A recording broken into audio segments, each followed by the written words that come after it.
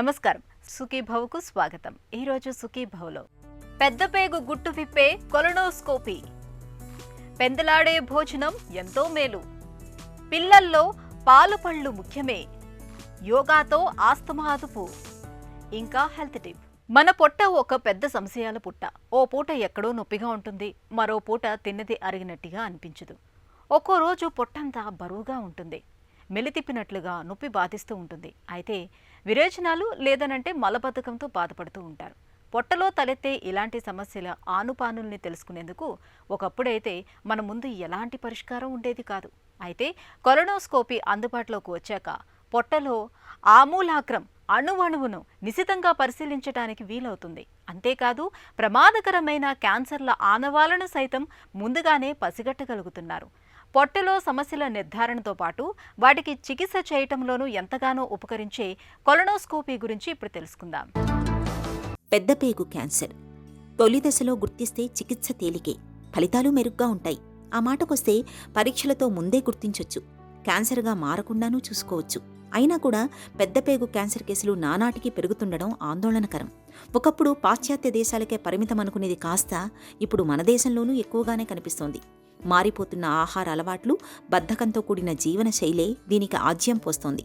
తొలి దశలో ఎలాంటి లక్షణాలు లేకపోవడం, ఒకవేళ లక్షణాలు కనిపించినా మలబద్ధకమో, విరేచనాలో, గ్యాసో, అజీర్ణమో, పొట్ట ఉబ్బరంగానో పొరబడ్డం వల్ల జబ్బును పోల్చుకోలేకపోతున్నారు. దీంతో నిర్ధారణ ఆలస్యమవుతోంది.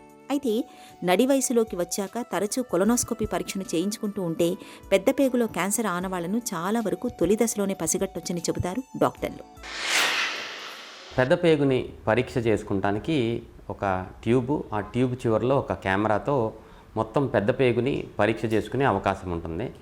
మలద్వారం నుంచి ఈ ట్యూబ్ లోపలికి పాస్ చేసి పెద్ద పేగులో మొత్తాన్ని, చిన్న పేగులో చివరి భాగమైన టెర్మినల్ ఇలియం వరకు మనం సూక్ష్మంగా చూసుకునే అవకాశము ఒక కెమెరాతో మనకి కల్పిస్తుంది ఈ కొలనోస్కోపీ అనే టెస్ట్.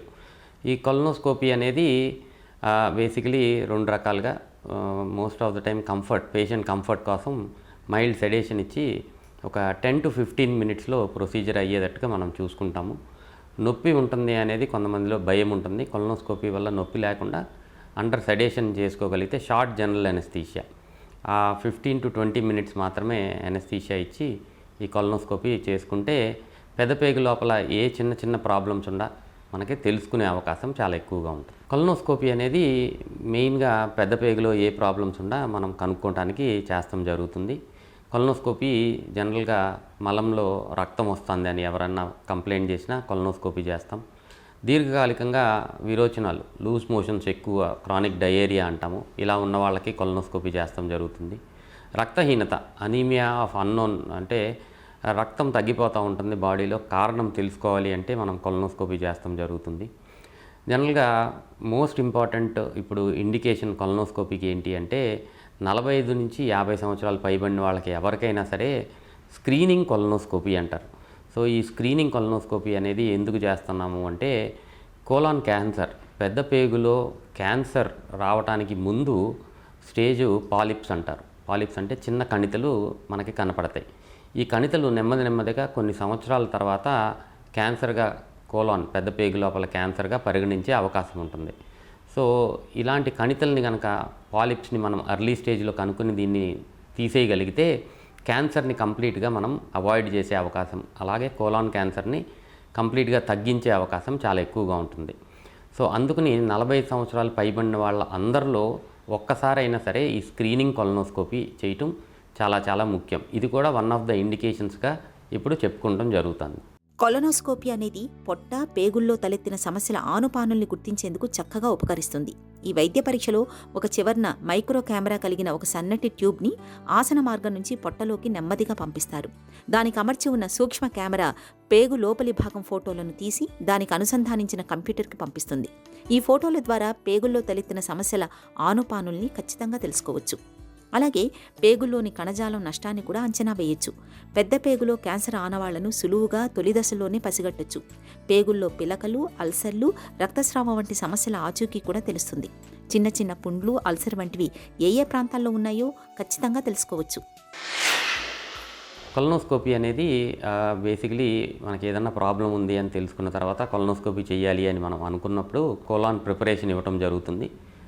పేగు మొత్తం క్లీన్ చేసుకుంటాము. క్లీన్ చేసుకున్న తర్వాత పేషెంట్ని మనం లెఫ్ట్ లేటరల్ పొజిషన్లో పడుకోబెట్టి mild anaesthesia, IV conscious sedition అంటాము.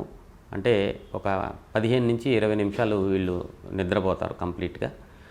ఇది జనరల్ ఎనస్థీషియా లాంటిదే, బట్ షార్ట్ జనరల్ ఎనస్థీషియా ఇచ్చి ఈ ప్రొసీజరు మోషన్ వెళ్ళే ఏరియాలో నుంచి మనం కెమెరా స్కోప్ని తీసుకుని మొత్తం పెద్ద పేగుని మొత్తం కెమెరా పెద్ద టీవీలో మనం చూస్తాం జరుగుతుంది.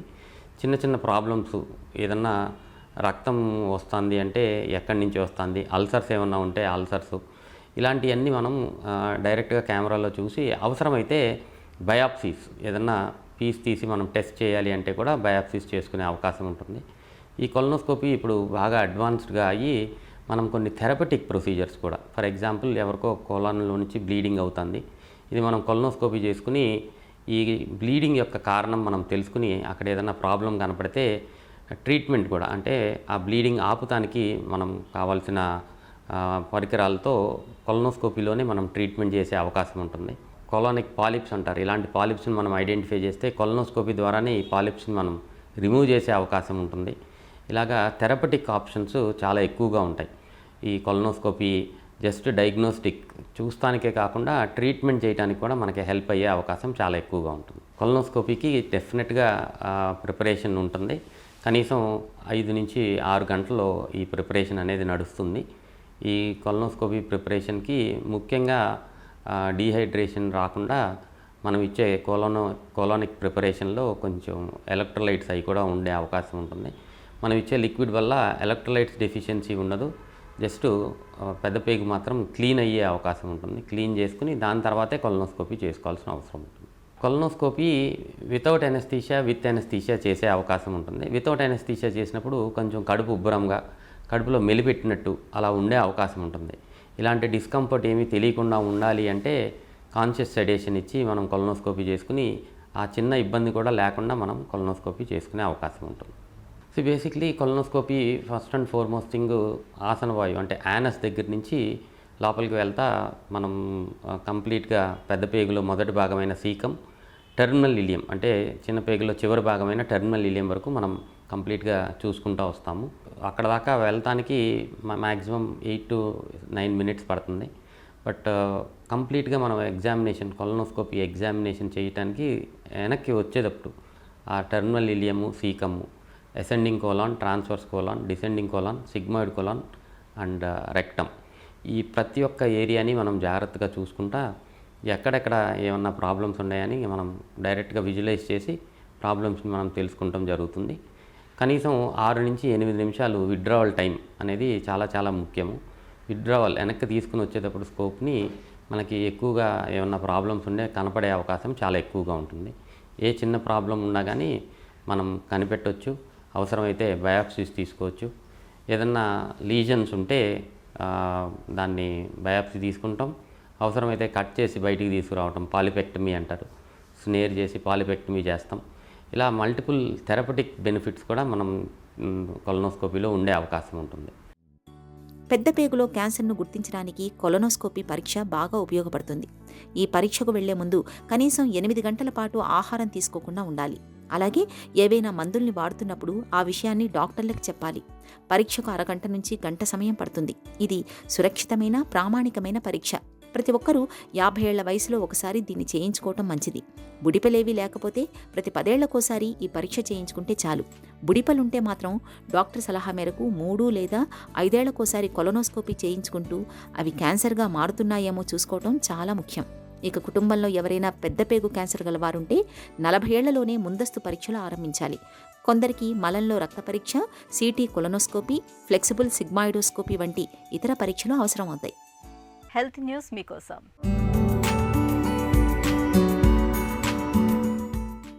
రాత్రి భోజనాన్ని సాయంత్రమే ముగించడం ఆరోగ్యానికి ఎంతో మంచిదని ఒక తాజా అధ్యయనం పేర్కొంటోంది.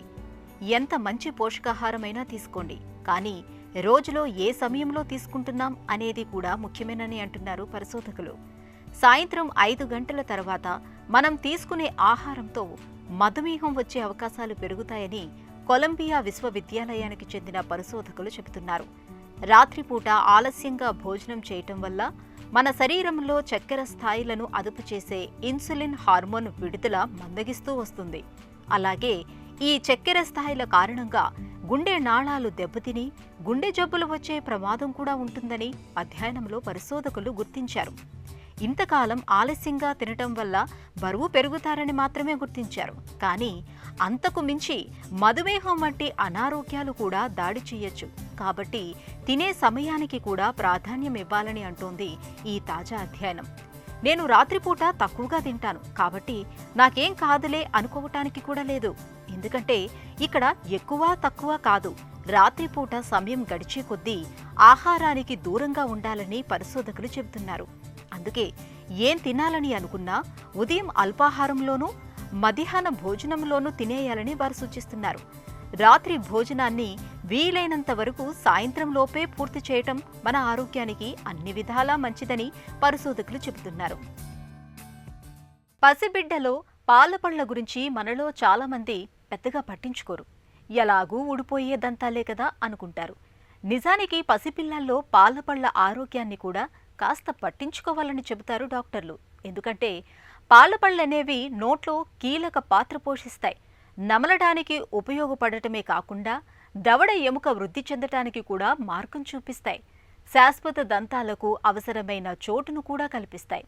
ఈ నేపథ్యంలో పసిపిల్లల్లో పాలదంతాల పరిశుభ్రత, వాటి ఆరోగ్యంపై ఎలాంటి జాగ్రత్తలు తీసుకోవాలో ఇప్పుడు తెలుసుకుందాం. బాల్యంలో వచ్చే పాలపళ్ళు ఊడిపోయేవే అయినా వీటి పరిశుభ్రత ముఖ్యమే.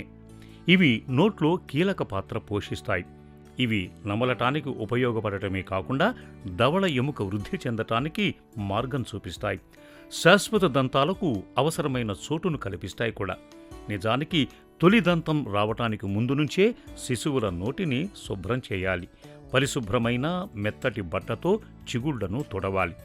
పళ్ళు వచ్చిన తర్వాత రోజుకు 2 సార్లు బట్టతో లేదా మెత్తటి బ్రష్తో శుభ్రం చేయాలి. లేకపోతే గారపడతాయి, క్షీణించే అవకాశమూ ఉంది. పిల్లలను పడుకోబెట్టినప్పుడు నోట్లో పాల సీసా లేకుండా చూడటం ముఖ్యం. గేదె, ఆవు పాలైనా, పాల పొడితో చేసేవైనా, పండ్ల రసాలైనా అన్నింటిలోనూ చక్కెర ఉంటుంది. ఇలాంటి ద్రవాలు పళ్ల మీద ఎక్కువసేపు ఉన్నట్లయితే పుచ్చిపోవచ్చు. ఒకవేళ పడుకునేటప్పుడు లేదా పాలు పట్టే సమయాల మధ్యలో సీసా నోట్లో పెట్టాలనుకుంటే అందులో కేవలం నీరు నింపి ఇవ్వటం మంచిది. పిప్పి పళ్లను ఆరంభంలోనే గుర్తించటమూ కీలకమే. కాబట్టి ఏడాది వయసులో ఒకసారి దంత నిపుణులకు చూపించాలి. పళ్ళు సరిగా వస్తున్నాయా, పుచ్చిపోయే లక్షణాలు ఉన్నాయా అనేవి చూస్తారు. పిల్లల దంత సంరక్షణకు పాటించాల్సిన జాగ్రత్తలు సూచిస్తారు. ఆస్తమా, ఆయాసం, ఉబ్బసం పేరేదైనా సమస్య మాత్రం ఒక్కటే, అది ఊపిరి కోసం ఉక్కిరిబిక్కిరైపోవటం. ఆస్తమాతో బాధపడుతున్నప్పుడు ఎక్కడా ఒకచోట కుదురుగా కూర్చోలేం, స్థిమితంగా నిల్చోలేం, హాయిగా స్వేచ్ఛగా గాలిని పీల్చలేం. మొత్తంగా ఆస్తమా జబ్బు మన పాలిట ఒక పెద్ద నరకం. ఉబ్బసం ఉధృతమైతే క్షణమొక యుగంలా గడపాలి. ఊపిరి కోసం ఒడ్డున పడ్డ చేపపిల్లలా విలవిల్లాడాలి. అయితే ఆస్తమాతో బాధపడుతున్నప్పుడు నిత్యం కొన్ని ప్రత్యేకమైన యోగాసనాల్ని సాధన చేస్తూ ఉంటే మంచి ఫలితం ఉంటుంది. ఆస్తమా బాధల నుంచి మంచి ఉపశమనాన్ని కలిగించే యోగాసనాలు, వాటి సాధనలో మెలకువల గురించి ఇప్పుడు తెలుసుకుందాం. ఈనాటి కార్యక్రమంలో ఆస్తమా సమస్యలకి యోగాసనాలు ఏమేమి వేయాలి, ముద్రలు ఏం చేయాలి అన్నదాని విషయంగా మనం తెలుసుకోబోతున్నాం. వివిధమైనటువంటి కాలాల్లో శరీరం కొన్ని రకాలైనటువంటి ప్రాబ్లమ్స్తో బాధింపబడుతూ ఉంటుంది. ముఖ్యంగా ఈ చలికాలం వచ్చిందంటే చాలామందికి బాధపడేటటువంటి సమస్య ఆస్తమా సమస్య. ఊపిరి అందకపోవడం, ఊపిరి ఆగిపోయినట్టు అనిపించడం, చాలా ఉక్కిరిబిక్కిరైపోవడం, ఈ రకంగా శ్వాసకోశకు సంబంధించినటువంటి సమస్యతో చాలా బాధపడుతూ ఉంటారు. శ్లేష్మం పేరుకుపోవడం ద్వారా ఊపిరి తీసుకుని విడిచిపెట్టేటటువంటి నాళాలు క్లియర్గా లేకపోవడంతో మరి శ్వాస అందకపోవడం, వాళ్ళు చాలా ఇబ్బంది పడుతూ ఉంటారు, చాలా భయపడుతూ ఉంటారు. ఊపిరి ఆగిపోతుందేమో అన్నంత భయాందోళన కలిగించేటటువంటి ఈ ఆస్తమా సమస్యకి యోగాలో ఆసనాలు bhujangasana, Marjalasana, cat and cow మరియు ఉబ్బస ముద్ర గురించి మనం తెలుసుకోబోతున్నాం. వాటిని ఇప్పుడు ఏ విధంగా చేయాలో చేసి చూద్దాం. ఆస్తమా సమస్యలకి ఇప్పుడు మనం భుజంగాసనం, మార్జాలాసనం మరియు ఉబ్బస ముద్ర ఏ విధంగా చేయాలో చేసి తెలుసుకుందాం. ముందుగా దండాసన భంగిమకి రావాలి. కాళ్ళు రెండు స్ట్రైట్గా పెట్టుకొని ప్రశాంతాసనానికి రావాలి. ఇప్పుడు ప్రశాంతాసన భంగిమ నుంచి ప్రోన్ పోస్చర్లోకి రావాలి. పాదాలు రెండు జతలో ఉంటాయి. రెండు చేతులు షోల్డర్స్ కింద ఉండాలి. గడ్డం మాత్రం నేలకు తాకించే స్థితి ఉండాలి. ఈ స్థితిలో శ్వాసను తీసుకుంటూ నెక్ని, చెస్ట్ని ఎంత వీలైతే అంత పూర్తిగా పైకి లేపి పైకి చూస్తున్న విధంగా ఉండాలి.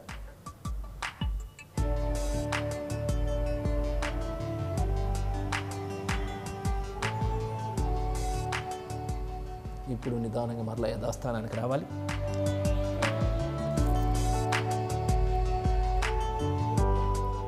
మరొక్కసారి చేస్తాం. శ్వాసను తీసుకుంటూ హెడ్ రైజ్ చేయాలి, నెక్ రైజ్ చేయాలి.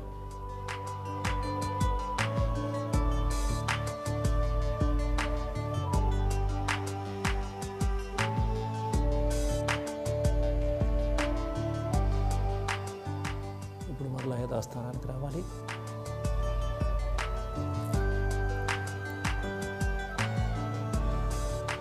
ఇప్పుడు క్యాట్ పొజిషన్కి రావాలి. రెండు మోకాల మీద, రెండు అరచేతులు మీద శరీరాన్ని ఈ విధంగా క్యాట్ పొజిషన్లో వచ్చుకొని, మార్జాలాసనం లేక క్యాట్ అండ్ కౌ పొజిషన్ కూడా అంటారు. ఈ స్థితిలో శ్వాసను తీసుకుంటూ పూర్తిగా హెడ్ పైకి రేజ్ చేయాలి. స్పైన్ ఇప్పుడు డౌన్గా ఉంటుంది. అదేవిధంగా ఇప్పుడు శ్వాసను విడిచిపెడుతూ హెడ్ డౌన్ చేసి స్పైనల్ కార్డ్ని పైకి రేజ్ చేయాలి. ఇప్పుడు శ్వాసను తీసుకుంటూ స్పైన్ డౌన్ చేసి హెడ్ రేజ్ చేయాలి.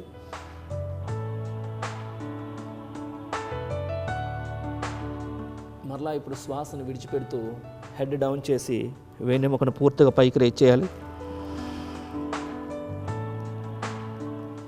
ఇప్పుడు మరలా శ్వాసను తీసుకుంటూ పూర్తిగా తలను పైకెత్తాలి, వెన్నెముకను కిందకి ఉంచాలి. అదేవిధంగా శ్వాసను విడిచిపెడుతూ వెన్నెముకను పైకి తీసుకెళ్ళి హెడ్ అండ్ డౌన్ చేయాలి.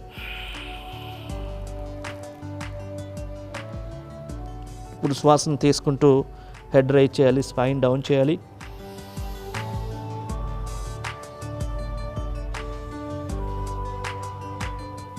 ఆస్తమాకు ఉపయోగపడేటటువంటి ఉబ్బస ముద్ర లేక ఆస్తమా ముద్ర. ఈ ముద్రని వజ్రాసనంలో కానీ సుఖాసనంలో కానీ వీలు లేకుంటే కుర్చీలో కూడా కూర్చొని చేయవచ్చు. ముందుగా రెండు అరచేతుల్ని ఎదురెదురుగా ఉంచి అరచేతుల యొక్క కింద భాగాన్ని తాకించి ఈ మధ్య వ్రేలు ఫోల్డ్ చేసి మధ్య వ్రేలు యొక్క గ్రోలను రెండు తాకించి ఉంచాలి. మిగతా వ్రేళ్ళన్నీ స్ట్రైట్గా ఉంటాయి. ఈ స్థితిలో కళ్ళు మూసుకొని ప్రాణిక్ బ్రీతింగ్ చేయాలి. అంటే పూరక, కుంభక, రేచక, శూన్యక నియమాలు నిష్పత్తులను పాటిస్తూ నిదానంగా శ్వాసను తీసుకొని నిదానంగా శ్వాసను విడిచిపెడుతూ ఈ విధంగా ప్రాణాయామం చేయాలి.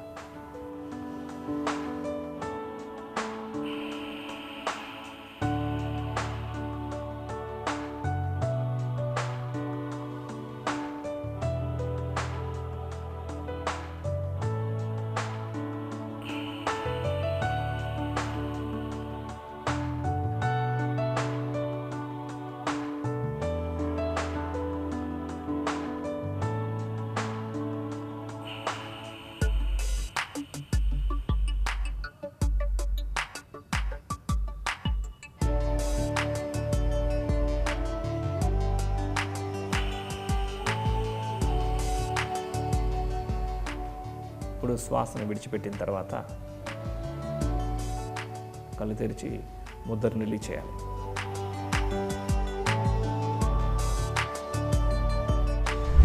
చూసారు కదండి, ఈ భుజంగాసనం, ఈ Marjalasana, cat and cow posture అనేటటువంటివి ఈ ఆసన స్థితిలో పూర్తిగా ఊపిరితిత్తుల యొక్క నాళాలపైన, శ్వాస నాళాలపైన పూర్తి ప్రభావాన్ని కలుగజేస్తూ ఉంటాయి. ఏదైతే శ్వాస ఆడక ఇబ్బంది పడుతున్నామో ఆ రూట్స్నన్నింటినీ కూడా క్లియర్ చేయడంలో ఈ ఆసనాలు ముఖ్యంగా ఊపిరితిత్తులపైన, ఛాతి కండరాలపైన, శ్వాస నాళాలపైన ప్రభావం కలిగజేసేటటువంటివి. ఆస్తమా సమస్యలు ఉన్నటువంటి వాళ్ళు ఈ చలికాలం ముందు నుంచే కూడా వీళ్ళు ప్రతిరోజు క్రమం తప్పకుండా కొన్ని ప్రాణాయామాలు, ఈ ఆసనాలు కనుక చేసినట్లయితే ఇవి ప్రాక్టీస్ చేసిన 3 రోజుల నుంచి 1 వారం రోజుల లోపలనే వాళ్ళకి మంచి శ్వాస ఇబ్బంది సమస్యల నుంచి బయటపడడమే కాకుండా వాళ్ళకి చాలా సునాయాసంగా బ్రీతింగ్ ప్రాసెస్ అనేది జరుగుతూ ఉంటుంది. తద్వారా వాళ్ళకు కూడా అర్థమవుతూ ఉంటుంది ఈ ఇన్హేలర్స్ వాడాల్సిన ఆవశ్యకత లేదు అనేటువంటిది. కాబట్టి ఈ యొక్క ఉబ్బస ముద్ర కూడా వాళ్ళకి స్పెషల్గా ఎంతగానో ఉపయోగపడుతుంది. ఆస్తమా ముద్ర ఈ రకమైనటువంటి సాధనలు చేసి అందరూ కూడా సహజ సిద్ధమైనటువంటి ఆరోగ్యాన్ని పొందాలని కోరుకుంటున్నాం. వేధించే ఆస్తమా బాధల నుంచి మంచి ఉపశమనాన్ని కలిగించే యోగాసనాలు, వాటి సాధనలో మెలకువల గురించి చూసాం కదా. ఇక ఈరోజు కార్యక్రమాన్ని ముగించే ముందు ఒక చిన్న చిట్కా మీకోసం. చలికాలంలో చర్మాన్ని మృదువుగా ఉంచుకునేందుకు స్నానం చేయటానికి అరగంట ముందుగా వాజిలిన్ లేదా పెట్రోలియం జెల్లీని ఒంటికి పట్టించండి. ఆపై గోరువెచ్చటి నీటితో స్నానం చేయండి. చర్మమంతా మృదువుగా, సున్నితంగా మారుతుంది.